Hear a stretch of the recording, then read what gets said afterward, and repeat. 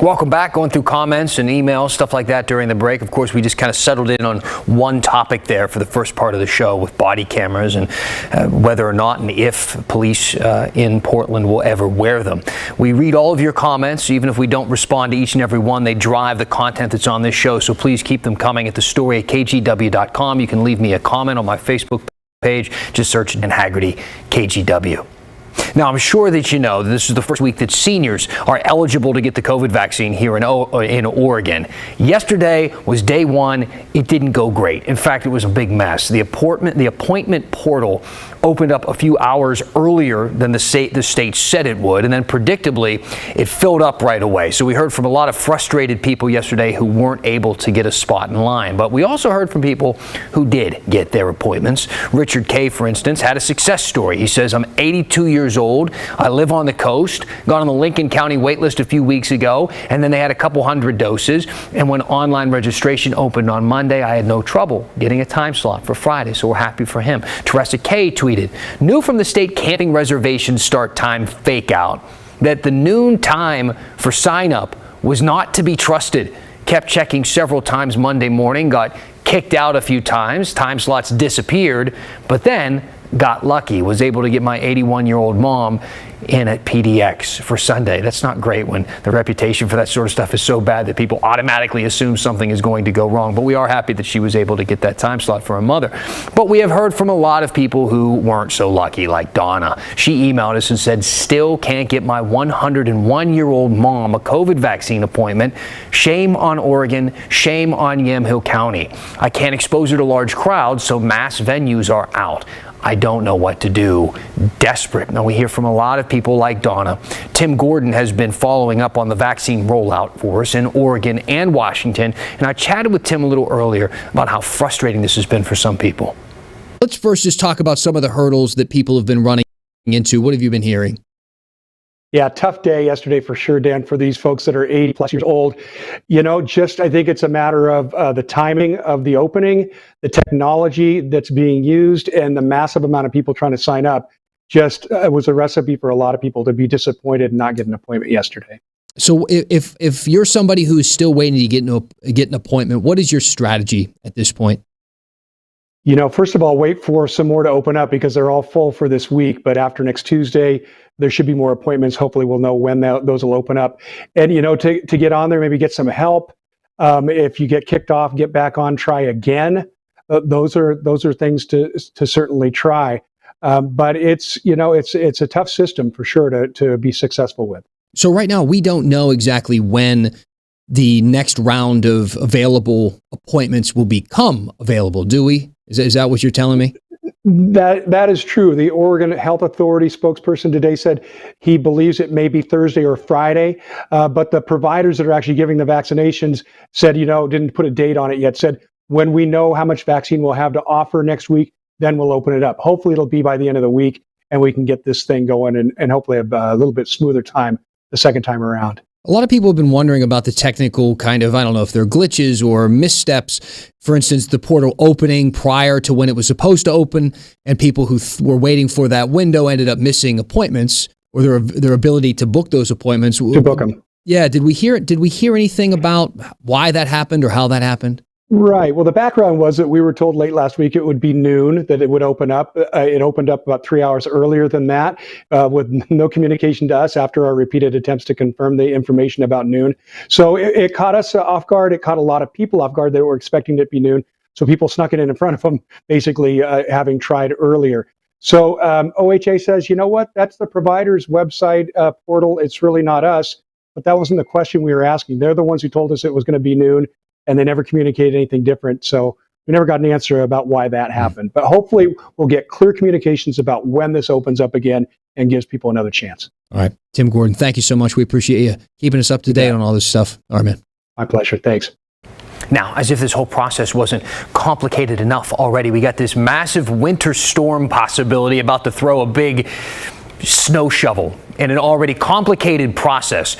And we all know how well Oregon does when it snows. So one of our viewers, Judy, brought up a pretty good question. She said, hey, Dan, with the potential of heavy snowfall ahead, would you find out if the convention center will be open no matter what? for vaccine appointments. So unfortunately, Judy, right now as it stands, there isn't really any concrete plan on what to do. The OHA told us that it's going to be up to the vaccine providers to make that call. So OHSU, Legacy, Providence, Kaiser, and they don't know either. This afternoon, reps from all four of those health systems, they put out one statement saying that they are, quote, monitoring the weather forecast and in the process of developing plans in case the snow shuts things down. So as of today, they aren't changing any appointments, not changing any schedules. So if you have an appointment, if you're ready to get in line at a certain time, be there. We will update you if they actually develop any of those plans based on the contingencies for snow and whatnot. So stay with us.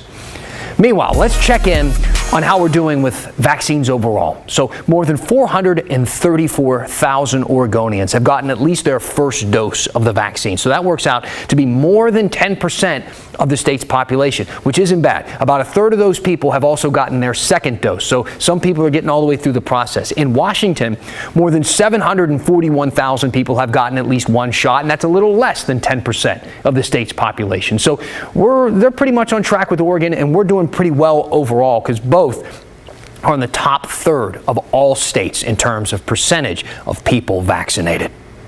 Now, a lot of times on this show, we recommend stories from other places, but we think are worth your time, that we think you should check out. But tonight, we're recommending one of our own. Christine Pitawanich looked into what Washington County is doing to hire more diverse teachers, a more diverse group of educators, because right now, they simply don't have enough. They're calling it a, quote, critical shortage. The goal is to get more people interested in becoming teachers through mentoring and helping them get their foot in the door. She talked to parents who say that more diversity among teachers will benefit all students, especially students of color. And we're both co-founders of the Beaverton Black Parent Union. We know, and research suggests from the Learning Policy Institute, that students of color actually have higher academic outcomes when they have teachers of color. Know they need teachers of color. Now you can check out the full story right now on kgw.com. Also, Kristen Severance has been keeping tabs on a similar program in Portland that puts teachers of color in schools.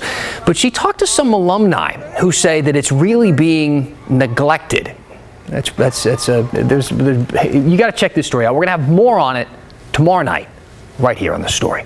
All right, keep sending your comments. Use that hashtag #HeyDan. I'm going to read a few when we get back after the break. Plus, we're going to finish the story with a little trip into the KGW vault when we come back.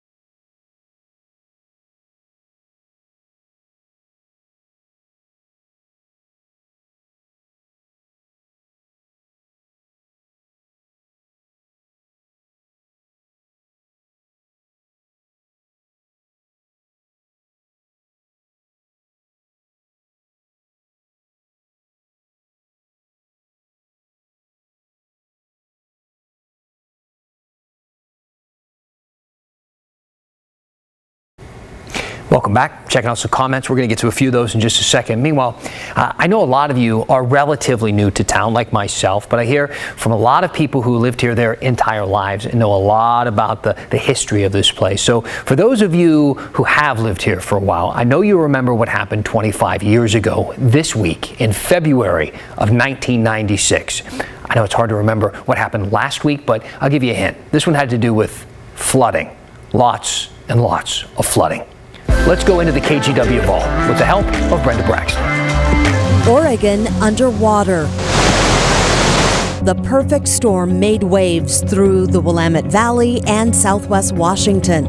A winter of snow and ice, followed by warm rain, led to the most destructive flooding to hit the state since 1964. These should normally be streets, not rivers, not canals, but streets. Bodies of water all over the state overflowed. The Willamette rose to more than 28 feet, ending up 10 feet above flood levels, threatening to wash over Tom McCall Waterfront Park. The flooding was so bad in the Rose City, then Mayor Vera Katz asked city workers and volunteers to build a wall along the waterfront to keep the Willamette from overflowing into downtown. The river swallowed landmarks. We are, I believe that is Oaks Park down below us now. In the middle of State Street, you can see what happened. Lake Oswego simply flowed over the walls and right into downtown, and now it is at least knee-deep for about a 2-block area. And the Columbia River rose along Vancouver's shores. Again, this is the Columbia River. It is up this high, and it is expected to come up a little higher. 8 people died. Homes were destroyed, livestock was lost, and hundreds of mudslides covered the freeways. From Salem to Tillamook County, Oregon City, and Tualatin, there was no escaping the high water, leaving homeowners with few options. This is the master bedroom here, this first window. Except sandbags. Lots and lots of sandbags. You can see over here, the guy that owns this house has sandbagged it all the way up to about 2.5 feet. The Great Flood of '96 caused hundreds of millions of dollars worth of damage, forced the National Guard to deploy, and led to a visit from the Commander-in-Chief. President Clinton will leave the White House at dawn and land in Portland around 9 in the morning. You will have our help, I assure you of that, in the job of cleaning up and rebuilding. But in those long, wet, sometimes devastating days of late January and February, as we went through the archives, we found story after story of neighbors dropping everything to lend a hand. This is where the problem was today, so we thought we'd come up and help for a while. Everybody's pitching in. Oh, they're angels. They're just angels from God. Well, I had the day off, and my wife told me to get off the couch and come help. Are you doing a good job? Good, gotta go. We all understand that we all need each other's help. And I'm glad that the community's decided to help each other out. Rather, it touches your heart when you see the number of people down here that are helping out. They're either hammering, shoveling, digging ditches, or feeding the people who are working. It's very impressive. And I know the people from the city that I've talked to have been just as touched in their heart and just as impressed with the effort down here. And I hope that all of us will find in our minds and hearts the wisdom and strength to be a little more like the people of Portland were on that one day, every day of the year. It seems only fitting that in the most trying of times, the Northwest spirit came alive for all the nation to see.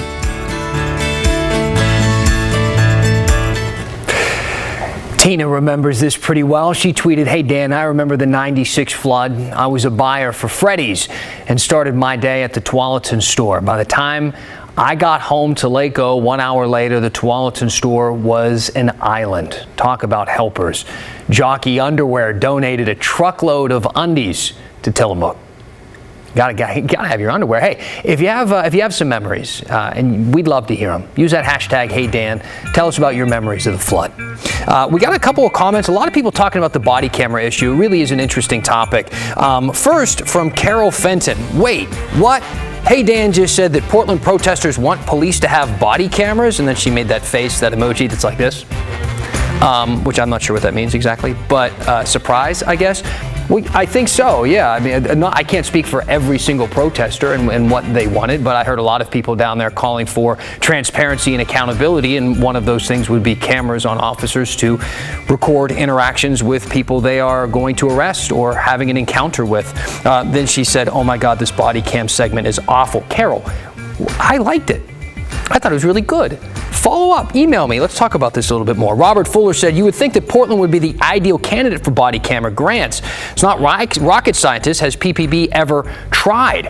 So no, if you, in Kyle's report, it was part of that report there. No, they have never actually applied for a grant. So who knows exactly how much money would get allocated from the federal government for a program like that here. And then Rob Marsh said, from what I've read, body cameras also reduce complaints and protects officers because people know they are being recorded and don't make false complaints. True? Question mark. There are probably cases like that. I mean, when you're recording every interaction that you have with a police officer, and we know that that happens multiple times every single night, constantly, having that evidence, a lot of people say is a good thing. But again, it's an ongoing conversation, one that was brought up by Michael, said, what about Commissioner Joanne Hardesty? She publicly stated an opposition to them earlier this year. I did ask Kyle about that, and he said that he reached out to her and she said no comment. But I'm thinking of following up with Commissioner Hardesty anyway, because where's she been? I haven't heard from her in a while, and I think I'd like to get her opinion on some of the stuff that's been going on lately. There's a lot that's been going on lately. I know, because you guys keep telling me about it. Keep using that hashtag, HeyDan. Help us steer this ship. We appreciate it. We'll see you back here tomorrow. That's the story.